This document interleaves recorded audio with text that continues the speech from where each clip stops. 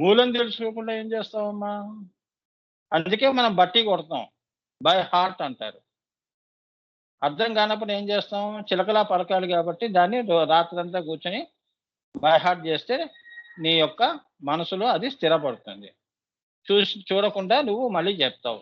అందులో ఏం నువ్వు జ్ఞానం సంపాదించుకున్నావు? అది. ఇప్పుడు నాలుగవది నాన్న స్థిత. పంచబ్రహ్మ సన స్థిత. అంతే కదా? స్థిత అంటే ఏంటి? ఎలా ఉంది అమ్మవారు సింహాసనం మీద? ఈ సృష్టికి స్థితి రూపంలో ఉందండి. ఆ తల్లి ఉంది కాబట్టి నేను బతికి ఉన్నాను. సృష్టి బతికి ఉంది. స్థితి ఏ స్థితిలో ఉంది? సృష్టి, స్థితి, లయ, తిరోధాన, వమన అనే పంచకృత్యములు పెట్టుకుని బిందువులో స్థితి రూపంలో ఉందని ఆమె స్థిత. ఇది పెట్టుకుని సర్వ సృష్టిని నడుపుతోంది. ఈ సర్వ సృష్టియు కూడా జగన్నాథ రథ చక్రాలు లాంటివి. ఆ తల్లి ఇచ్చ మీద కదిలేవి. అర్థమైందా? ఇచ్చా జ్ఞాన క్రియా రూపంలో ఆమె ఉంది కాబట్టి, మహాత్రిపుర సుందరిగా ఉంది కాబట్టి ఈ సృష్టి అంతా కూడా ఈ యొక్క సృష్టి శ్రీచక్రమే ఒక జగన్నాథ రథ చక్రాలు కాబట్టి కదులుతోందని. ఏమా స్థిత అంటే అది. మళ్ళీ మహాసన, మహాప్రశాసన, బ్రహ్మాండ పిండాండములన్నీయు ఆమెయే కాబట్టి ఆమె మహాసన. సర్వ అణువుల యందు తాను ఉన్నది, అణువు మధ్య తాను ఉన్నది కాబట్టి ఆమె మహాసన. ఎంత బాగా చెప్పారమ్మా పెద్ద గురువు గారు, మహానుభావులు. ఎంత బ్రహ్మ విద్య ఉందమ్మా. నువ్వు బ్రహ్మాండం బ్రహ్మాండం అంటున్నావే, ఈ బ్రహ్మాండము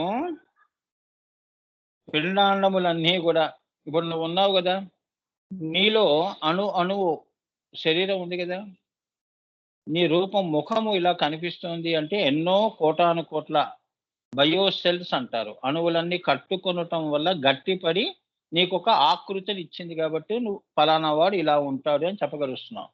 అది పిపిలికాది బ్రహ్మ పర్యంతము. అలా అణువు మధ్యలో కూడా కట్టుకొని ఉన్నది. అర్థమైందా? ఆ శక్తి కూడా ఆమె అక్కడ కూడా మహాసన, అక్కడ కూడా ఆ మహాసన ఆసనమై ఉన్నది కాబట్టి అవి నిలబడి ఉన్నాయి. మనం బతికున్నాం అంటే అమ్మవారు శ్వాస రూపంలో వస్తుంది కాబట్టి మనం బతికున్నాం, అంతే కదా. ఆ శ్వాస ముఖ్య ప్రాణం వలన మనం బయోసెల్స్ అన్నీ కూడా యాక్టివేషన్ లో ఉన్నాయని.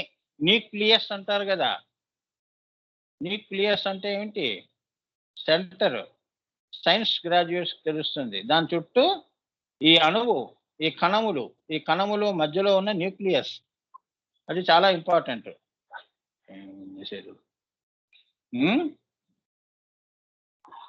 ఏమ్మా, సో అన్ని కణాల్లో కూడా మధ్యలో ఇప్పుడు నీ శరీరాన్ని, నీ గుండెకాయ ఎలానో సెల్లులో ఈ న్యూక్లియస్ అంత ఇంపార్టెంట్. అందులో కూడా ఉంది. అణువుకి మధ్యలో కూడా ఉంది ఆ శక్తి రూపంలో ఆమె మహాసన.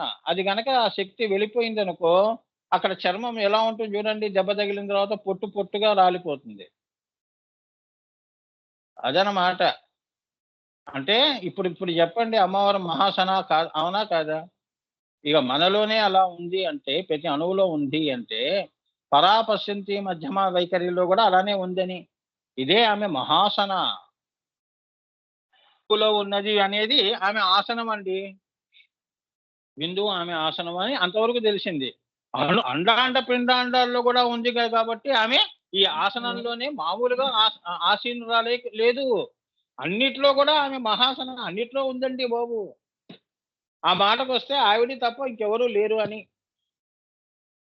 సృష్టి కూడా తానే, నువ్వేం కాదు సృష్టి. స్థితి ఆమె.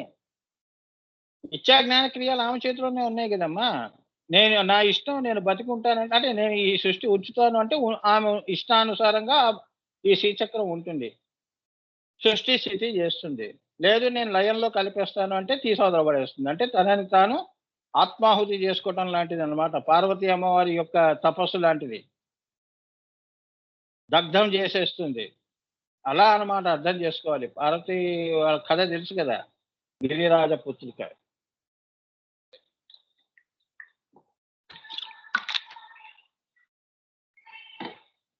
లయము అంటే అది. సో, ఇక్కడ నువ్వు అనుకుంటే సృష్టి ఉందని, నేను అనుకుంటే స్థితి ఉందని, ఇది మన మాయ. అది కూడా ఆమె. మాయ కూడా నీతో అలా అనిపిస్తుంది ద్వైతంలో. అద్వైతంలో తానే ఉంది. ఇంకెవరు లేరు. నువ్వు లేరు, నేను లేను. ఈ నేను అనేది కూడా ఆమె అనాలి. నా ఇచ్చ అంటుంది. అప్పుడు నువ్వేం చేస్తావు? నువ్వు లేవు అక్కడ. నువ్వు నేను నేను అంటున్నావు కదా! ఆ నేను కూడా నేనే అంటుంది. అయిపోయింది కదా! అదే ఆత్మార్పణం చేసుకోవటం అంటే. దాన్నే అహాన్ని. ఆ హంలో ఆని తొలగిస్తే హం ఆకాశం. ఆ ఆకాశమే నేను సింహాసనం చేసుకొని కూర్చున్నాను కదా! ఇప్పుడు చెప్పు. మొత్తం ఆకాశమే ఉంది కదా! అణువు అణువు మధ్యలో కూడా ఆకాశమే కదా! నీకు నాకు ఇప్పుడు మనం మాట్లాడుకుంటున్న మధ్యలో కూడా ఆకాశమే ఉంది కదా! అదంతా నేనే. హ్రీంకారాసన గర్భితానలసికాం. అది సౌం క్లీం.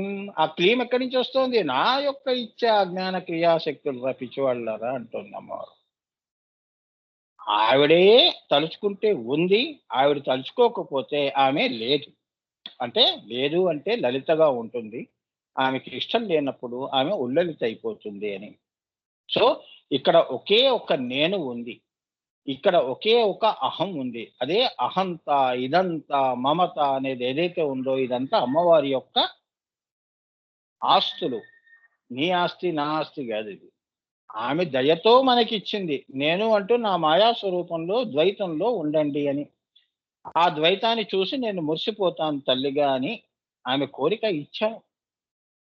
ఆమెకు ద్వైతం ఇష్టం లేదనుకో తీసేస్తుంది. అంటే ప్రళయం చేస్తుంది అని. అలా అన్నమాట. ఆసన అంటే అదనమాట. ఉట్టిగా వెళ్లి కుర్చీలో కూర్చుంటే ఆసనం అయిపోదు. ఆ! బాధ్యతే ఎక్కువ ఉంటుంది. కుర్చీ కంటే బరువైనది ఆ బాధ్యతే ఎక్కువ. అర్థమైందా? కుర్చీ బాగానే ఉంటుంది. ఏసీ రూమ్‌లో కూర్చుంటావు. ప్రైమ్ మినిస్టర్ లో కూర్చుంటావు. కానీ ఎన్ని తలనొప్పులు. రాత్రి పగలు నిద్ర పట్టదు. ముళ్ళ కిరీటం పెట్టుకున్నట్టు ఉంటుంది. అంటే ఇక్కడ మానవులకి. అమ్మవారేముంది ఆవిడ తల్లి, ఆ మహాతల్లి ఆవిడ. ఆ! ఇటువంటి శ్రీచక్రాలు ఎన్నో సృష్టిస్తుంది ఆ తలుచుకుంటే. ఇంకా ఎన్నున్నాయో మనకు తెలీదు. మన జ్ఞానం అంతవరకే ఇచ్చింది. ఇంకో సూర్యుడు లేడా? ద్వాదశాదిత్యులని నువ్వే అంటున్నావు గదా! 12 మంది సూర్యులున్నారు. తెలుసా? మనకు తెలిసిన శాస్త్ర ప్రకారంగా. సృష్టిలో ఇటువంటి ఈ భూలోకాలు ఇంకా ఎన్నున్నాయో మనకు తెలియదు కదమ్మా! అవునా? నువ్వు చూసింది ఒకటే చంద్రుడు నీ జీవితంలో. ఇంకా ఎంతమంది ఉన్నారు? తారలు ఎన్ని చూసావు? కోటాను కోట్లు అంటున్నారు. కోటాను కోట్ల తారలు దర్శనం అయిందా? కాలేదు. అవునా? ఇదంతా మహాసన. ఆమె ఆసనము చేసుకొని కూర్చున్నది. ఇచ్చా జ్ఞాన క్రియాశక్తులు పెట్టుకొని, సృష్టి స్థితి లయ తిరోధాన వమనాలు పెట్టుకొని కూర్చుని ఉన్నది. ఆమె ఇచ్చ మీద సృష్టి జరుగుతుంది. నీ ఇచ్చ మీద సృష్టి జరగదు అని. ఇక్కడ ఎవరి ఇచ్చ పని చేయదని, ఈశ్వర ఇచ్చే పని చేస్తుందని. అదనమాట. సృష్టి కూడా అంతే. పిల్లలు నువ్వు అనుకుంటే పుట్టేవాళ్ళు కాదు. అందుకే దానం కొద్దీ బిడ్డలు అంటారంటే, ఆ అమ్మవారు నీకు యోగ్యత పిల్లలు నీకు ఇవ్వాలి అనుకుంటే ఆమె తలుచుకుంటే ఇస్తుంది. ఆమె ఇష్ట. నువ్వు అనుకుంటే పిల్లలు పుట్టేస్తున్నారా? నువ్వు అనుకుంటే అన్నీ జరిగిపోతున్నాయా? Man proposes, God disposes. ఎన్నో కోరుకుంటావు. ఏవి జరగదంటుంది. నీ జాతకంలో లేదు పో. నేను నేను దయదలిచినప్పుడు ఇస్తాను పో అంటుంది. అక్కడ ఆమెను ప్రెషర్ చేయటం ఏంటి? నువ్వెవడివి ప్రెషర్ చేయటానికి? ఇంకా ఎక్కువ మాట్లాడితే ఇంకా కష్టాలు కలిగిస్తుంది. ఇంకా నీకు బుద్ధి రాలేదని. పోన్లే తల్లి, నీ దయతోనే ఈ కష్టం అనుభవిస్తాను అనుకున్నావనుకో అప్పటికప్పుడే తీసేస్తుంది. బుద్ధి వచ్చిందని. బుద్ధి రాలేదంటే ఇంకో 2 కష్టాలు పెట్టంటుంది. అప్పుడే నువ్వు శిక్షించబడతావు, బోధించబడతావమ్మా. శిక్షణ లేకుండా బోధన ఎలా ఉంటుంది? కేక లేకపోతే మీరేమిటి గారాబం ఎక్కువయిందంటే ఇష్టానుసారంగా ఉంటారు. అందుకే గురువులు కొద్దిగా స్ట్రిక్ట్‌గా ఉంటారు.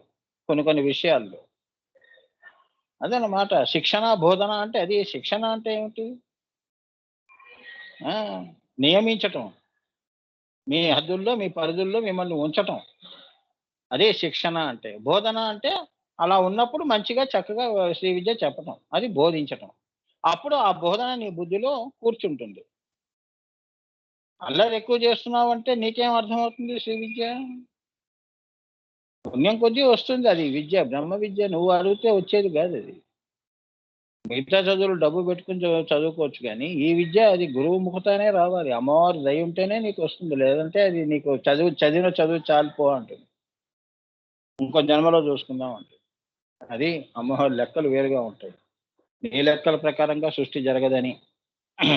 అంటే నీ అంటే మీరని కాదమ్మా. మనం మానవులు అనుకున్న ప్రకారంగా సృష్టి ఉండదు అని. సృష్టి ఆమె మరి ప్రకృతి ధర్మాలున్నాయి గదా! ధర్మాల ప్రకారంగానే సృష్టి వెళుతోంది. సూర్యుడు ఏ టైంకి రావాలో ఆ టైంకి వస్తున్నాడు. చెట్లు, ఋతువులు ఇవన్నీ గూడా ఏ టైం పడితే ఆ టైంకి ఆ వర్షం వచ్చి పడి వెళ్ళిపోతోంది. వర్ష ఋతువులు. మళ్ళీ ఎండాకాలము. ఆ టైంలో అది రావాలి. పలానా మంత్‌లో రావాలి. పలానా సీజన్‌లో రావాలి.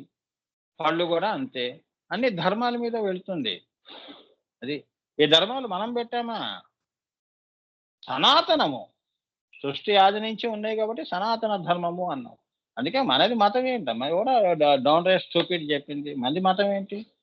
అన్నీ గూడా సృష్టిలో అన్నీ గూడా ఈ సనాతన ధర్మం నుంచి పుట్టినవే ఈ శ్రీ విద్య నుంచి. ఒకటే మాట. There will be no more discussions and arguments. If you want to know the truth and reality, sit in meditation, get your own personal experience. Then you come to know what is truth. Truth cannot be attained by discussions and arguments. అమ్మా ధర్మము చెప్పడం వల్ల నీకు అర్థం కాదు. ధర్మము ధర్మి నువ్వే అయిపోవాలి. మంత్రం పఠిస్తున్నాను స్వామి అంటే ఇంకా మంత్రస్పృహ ఉంది. నేనే మంత్రం అయిపోయాను స్వామి. నా అణువు ఆంజనేయ స్వామి చూడు రామ్ రామ్ రామ్ అంటూ రోమ రోమాలు రామనామం చెప్తున్నాయి. తడిసి ముద్దయిపోయాడు ఆయన. అట్లా ఉండాలి మంత్రం చెప్పడం అంటే. 1,00,000 సార్లు చేశాను, 50,000 సార్లు చేశాను. ఆ! ఎవరో చెప్తే ఇంకా నీకు మంత్రస్పృహ ఉంది. అలానే నువ్వు ఏదన్నా ఈ మనసులో సంకల్పం పెట్టుకొని చేస్తున్నావు. సరే సంకల్పం పెట్టుకున్నావు. పెట్టుకున్నప్పుడు నువ్వు మంత్రం నీకు ఉపదేశం చేసినప్పుడు అది నువ్వయ్యావా? కాలేదు. కానప్పుడు ఎలా నువ్వు సంకల్పం నెరవేరుతుంది? 1,00,000 సార్లు ఎందుకు జెప్పారు? 50,000 సార్లు ఎందుకు జెప్పారు అంటే, కనీసం ఒకడికి 10,000 సార్లు చెప్పంగానే వాడు ఆ మంత్రం యొక్క స్వరూపం ధరిస్తాడు. కొందరు లక్షల సార్లు, కొందరికి కోటి సార్లు జేస్తారు. అలా చివరికి వాడే ఆ మంత్రంగా కనిపిస్తాడు. అది. 6 నెలలకి వాళ్ళు వీళ్ళవుతారంటారు గదా! అలా నువ్వే మంత్రం అయిపోతావు. అదనమాట. పంచానన, పంచానన అంటే 5 ముఖములుగా ఆమె సృష్టిని చేస్తుందని, అవే పంచకృత్యములని ఇతఃపూర్వమే చెప్పడం జరిగింది. అవియే పంచాసన లేక పంచానన. పంచాసన, పంచానన అంటే ఏంటంటే 5 కృత్యములు చేస్తోంది అంటే 5 తలలతో చేస్తోందని కాదక్కడ అర్థం. ఆమె మేధా, దక్షిణామూర్తి, మేధస్సు ముద్ద కడితే ఏమ్మా ఇప్పుడు అర్జునుడు సవ్యసాచి అన్నాడు. 2 చేతులతో కూడా బాణాలు ప్రయోగించే ఆ విద్య వాడికి తెలుసు.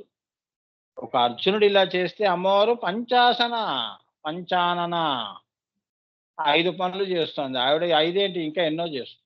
కానీ సృష్టి వరకు 5. ఆమె పంచానన.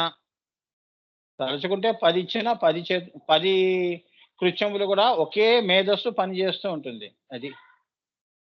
అర్థమైందా? బ్యాంకులో మేనేజరు వాడు పంచానన.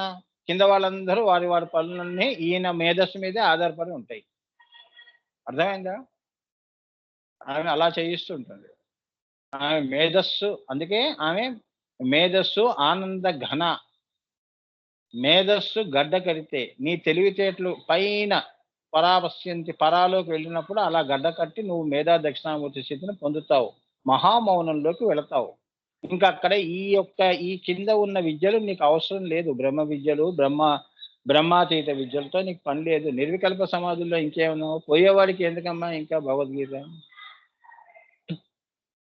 నువ్వే అది అయిపోయావు గదా! ఇంకెందుకు నీకు విద్య? అవునా? డిగ్రీ అయిపోయిన తర్వాత ఆ కాలేజ్ అయిపోయింది కదమ్మా! ఇంకో కాలేజ్ వెతుక్కుంటావు. అయిపోయింది ఇంక అంతే. ఇది కూడా అంతే అని. పంచానన పంచాసన అంటే 5 కృత్యాలు చేస్తుంది అమ్మవారు. ఏమ్మా? ఇక్కడ మనం ఏం చేస్తాం? ఇంటి పనులు, వంట చేయడానికి ఒకళ్ళు, ఇల్లు తుడవటానికి ఒకళ్ళు, బట్టలు ఉతకడానికి ఒకళ్ళు, ఇలా మనం ఆధారపడతాం. 5 కృత్యాలకి 5 మందిని పెడుతున్నాం. ఈ ఈ సహాయం మనకి వాళ్ళు చేస్తేనే మన పని అవుతుంది. అమ్మవారికి అలా కాదు. ఆఫ్టర్ ఆల్ మన ఇంటికే ఇలా ఉంటే, ఇంత అండపిండ బ్రహ్మాండాలకి ఆమె పంచానన పంచాసన 5 పనులు అక్కడ కూర్చొని నిర్వర్తిస్తోంది చూడండి.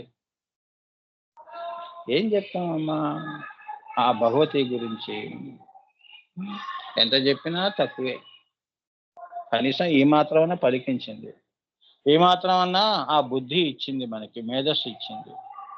పంచానన పంచాసన అంటే ఏంటో అర్థమైంది మనకి.